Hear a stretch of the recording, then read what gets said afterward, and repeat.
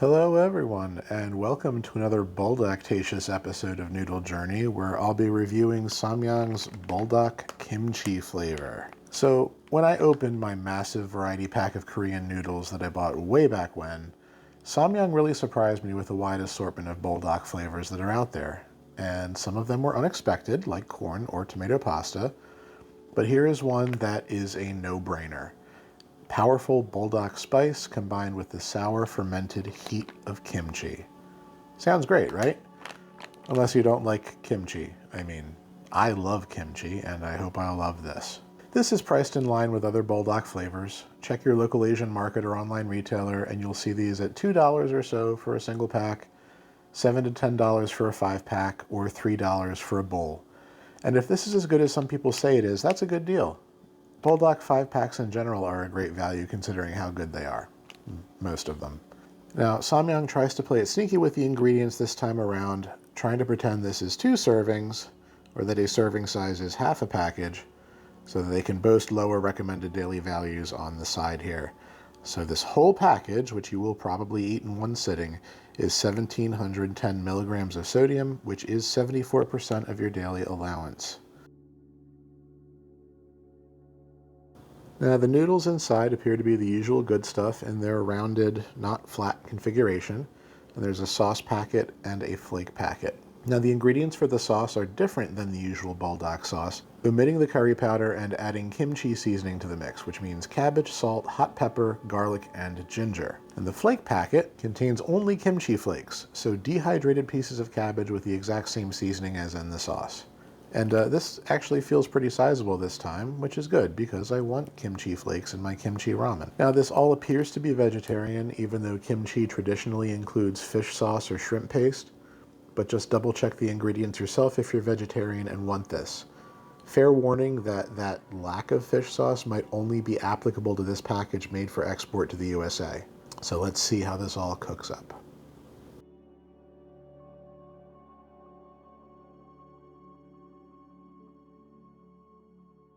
All right, and here is the cooked product. It does still kind of have that smoky Buldak backbone smell that I usually get, but the added aroma of the kimchi on top of it is really nice. So let's go for it.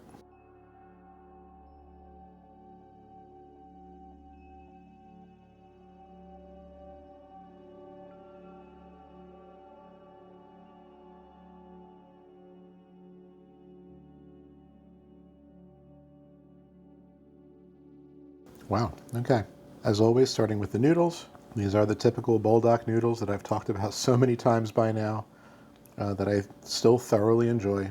They have a great chewiness. They're an excellent pairing with the sauce, all that jazz. 8 out of 10 for the noodles. Now the spice level is interesting.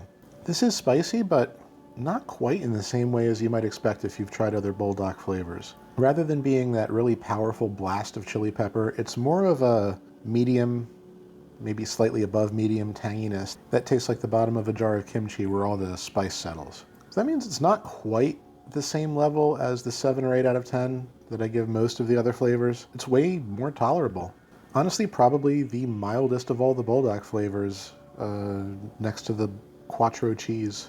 So still, if you aren't used to spice, this won't be a walk in the park. So I still think this is a 6 out of 10 for spiciness. And so let's talk about the flavor. This largely succeeds in delivering what it promises, combining the sweet and smoky flavor of Buldak sauce with the fermented sour punch of kimchi. You won't notice a lot of the normal Buldak spices in here, no curry.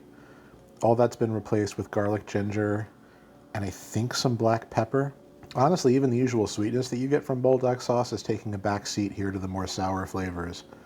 As well it should for something called kimchi flavored. It's very good, but you'll only think it's good if you already like kimchi. If you don't like kimchi to begin with, this probably isn't going to win you over. Let me talk about the kimchi cabbage flakes too, because Buldak varieties sometimes skimp on the dried sachets, and this is pretty good this time. As you can see, there's a good amount of rehydrated cabbage flakes in this. I am still going to add my own fresh kimchi when this is done, but this is far better than that tiny little pack that we got in, like the habanero lime flavor, for example. And the flakes did rehydrate well, and they gained some volume in the cooking process, and they taste great. Nice and strong, almost as good as a jarred kimchi from your local Asian market. And this is pretty great overall. I really wish it had just a little fishy umami like you'd get out of a jar of real kimchi. But that's really my only complaint. The kimchi flavor is strong but complementary to the sauce, and for me this is an unexpected dark horse in the Buldak product line. This is worth an 8 out of 10 for me as an overall score.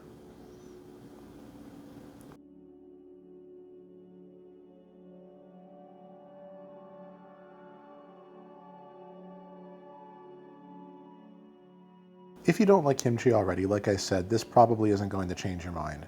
But if you do love that spicy sour fermented flavor bomb and want it in a reasonably spicy noodle package, you should seek this out. I don't see this one touted as often as the other flavors on Reddit, but it's definitely worth checking out if you're a fan of Buldak and kimchi in general. So please let me know in the comments where this one ranks for you. If you're a kimchi lover or hater, all that good stuff. Personally, I didn't like kimchi until well into my 30s, but I am glad that my taste buds came around to it. If you're a spice lover, please check out my other Buldak reviews and stay tuned for more Buldak coming in the next handful of episodes. Until then, please like and subscribe if you enjoy this content, and I'll see you on the next episode of Noodle Journey.